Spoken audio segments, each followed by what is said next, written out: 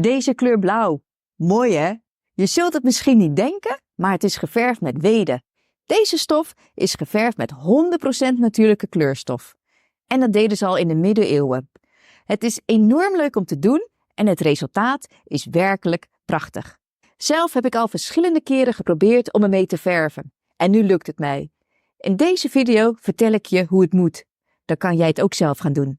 Ik ben Carmen van Studio Carmen de Veer en ontwerp prints en decoratieve motieven. Met mijn ontwerpen op producten en met mijn prints wil ik jou een slowdown en enjoy moment geven. Een aantal jaren geleden ontdekte ik dat je de zaden van de weede kan kopen om zelf verfplanten te telen. Enthousiast ben ik dit gaan doen. Alleen was het resultaat in het begin echt anders dan ik mij had voorgesteld. Mijn stoffen werden bijvoorbeeld gewoon lichtgeel in plaats van blauw en soms gebeurde er ook totaal niks. Zeer frustrerend. Het is ook geen eenvoudige techniek. Het is dezelfde methode als het verven met indigo, doordat in weede dezelfde kleurstof zit als in indigo, alleen minder sterk aanwezig.